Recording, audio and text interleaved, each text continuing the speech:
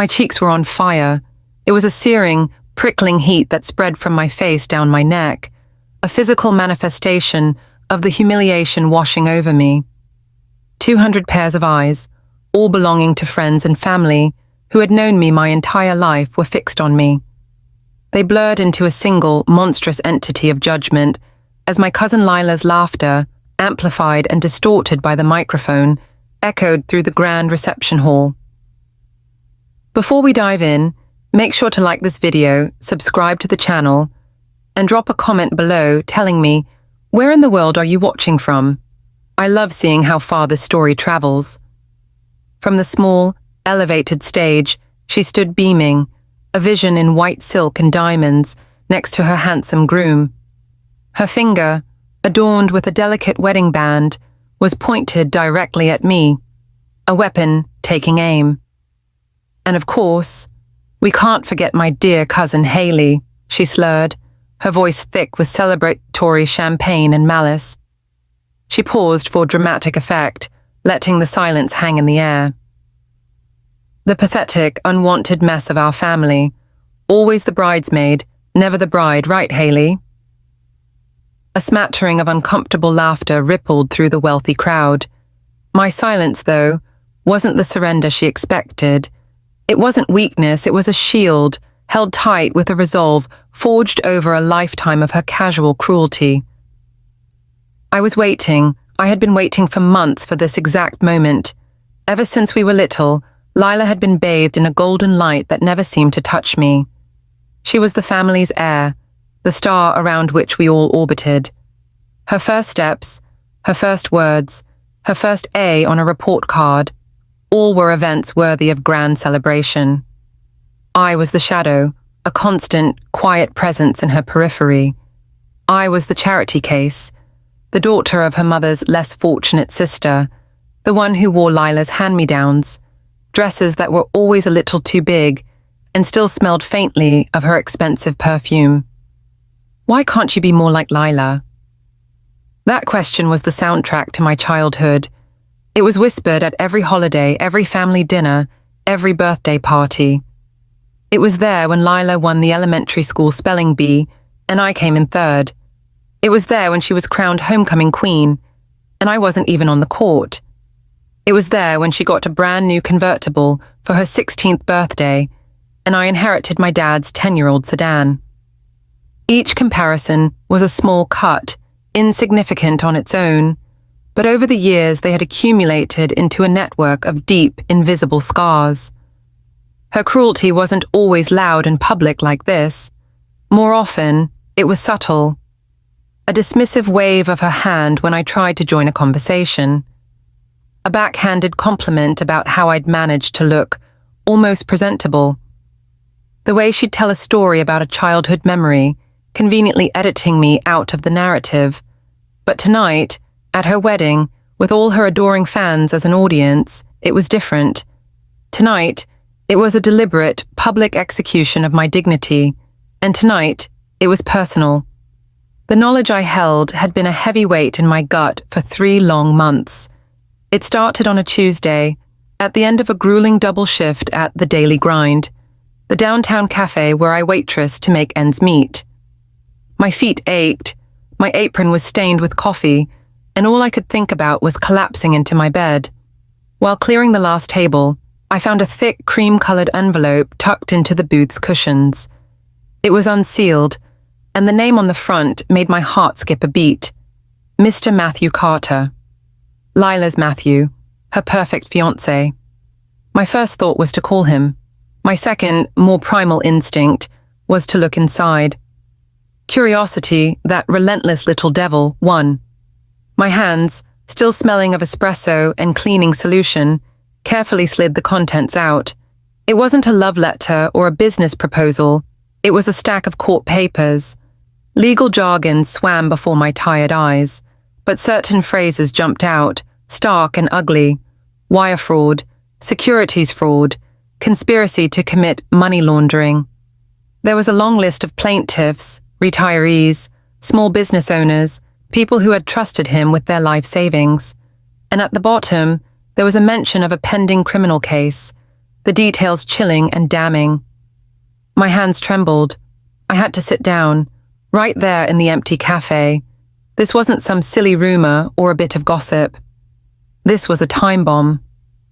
Lila's dream man, the charming, successful investment banker she had flaunted at every family event, the man my own mother had sighed over, "Oh, Haley, why can't you find a nice man like Matthew?"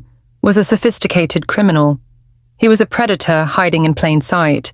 A bitter, dark part of me felt a flicker of satisfaction, but that was quickly extinguished by a wave of genuine shock. My immediate instinct was to protect my cousin. Despite everything, she was family. I pictured myself driving to her pristine condo, the documents in hand, and warning her. I played the scene out in my head. I would tell her what I'd found, show her the proof, and urge her to save herself from this disaster. But I knew exactly how she would react. I could see the dismissive roll of her eyes, the condescending tilt of her head. "Oh, Haley," she would say, her voice dripping with pity. "Are you really that jealous?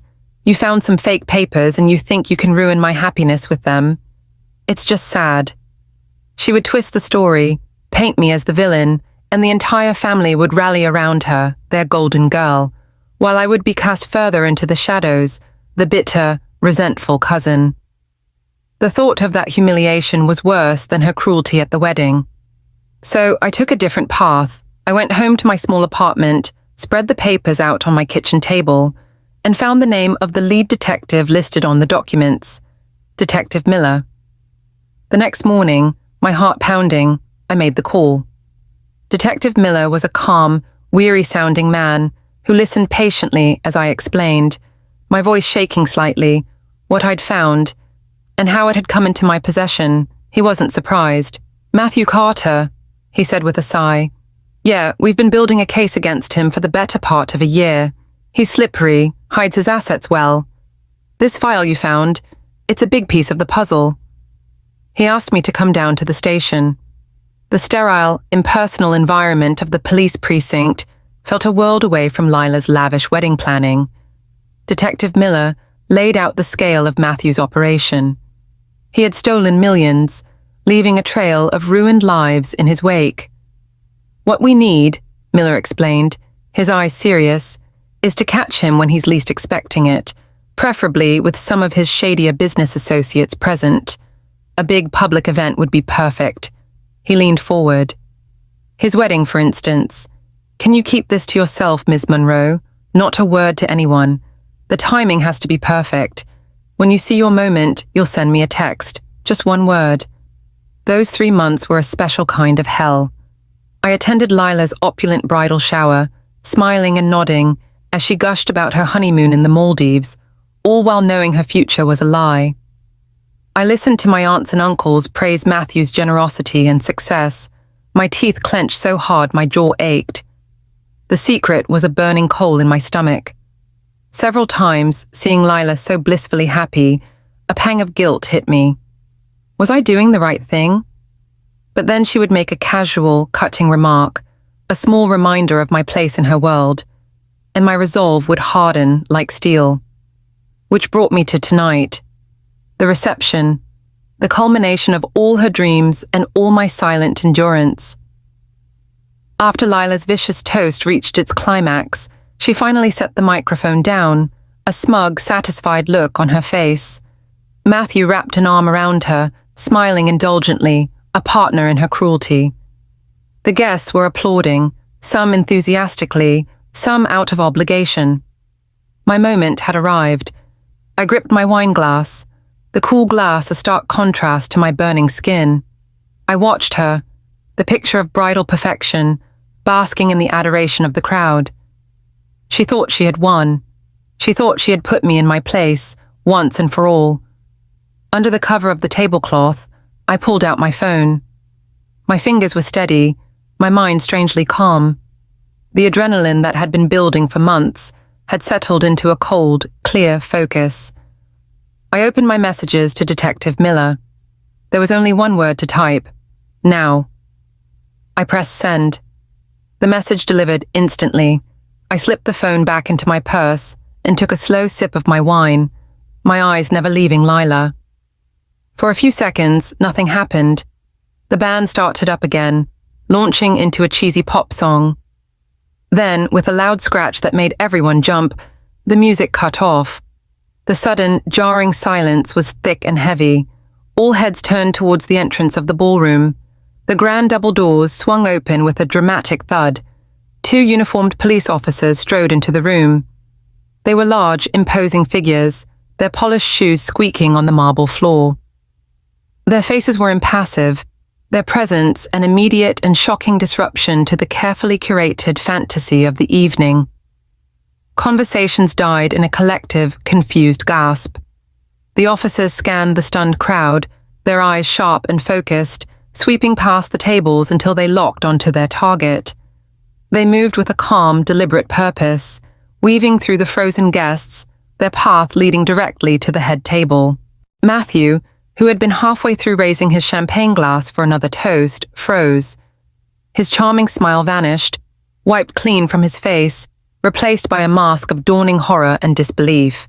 The color drained from his face, leaving him pale and sickly under the warm lights of the chandeliers.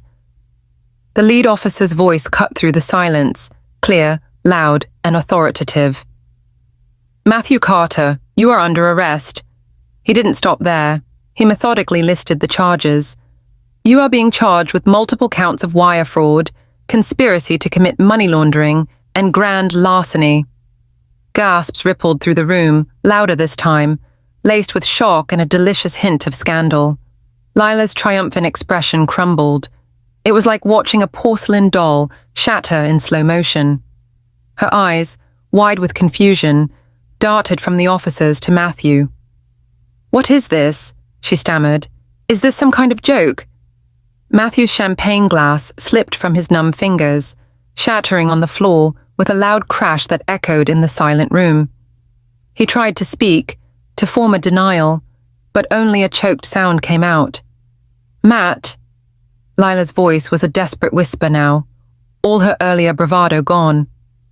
"Matt, tell them it's a mistake. Tell them to leave." But Matthew just stared straight ahead as the second officer firmly took his arms and clicked the cold steel of handcuffs around his wrists. The sound was sharp, final. Lila let out a small, strangled sob as her perfect groom, her prize, was turned and led away through the sea of stunned guests. Their whispers now a rising roar of gossip. She stood frozen on the stage, a solitary figure in her white dress, which suddenly looked less like a symbol of joy and more like a shroud. Her perfect wedding day, the event she had lauded over everyone for a year, had imploded in the most spectacular and public way imaginable. While the room buzzed with the frantic energy of a discovered scandal, I quietly set my half-empty wine glass down on the table. I didn't need to say a word. I didn't feel the triumphant joy I thought I might. Instead, there was just a profound, quiet sense of release. It wasn't revenge, it was a rebalancing. The scales, so heavily tipped in her favor for our entire lives, were finally even. I surveyed the tableau of destruction one last time. Lila, a statue of grief. Her parents, their faces a mixture of fury and despair. The guests, a murmuring mob, already dissecting the drama on their phones. I slipped out of the ballroom, unnoticed in the chaos. The cool night air hit my face, a welcome balm on my still-burning cheeks. As I walked away from the glittering lights and the shattered remains of Lila's perfect life, I took the first truly deep breath I had taken in months. The weight was gone. In the quiet of the night, I wasn't the unwanted mess anymore. I was free.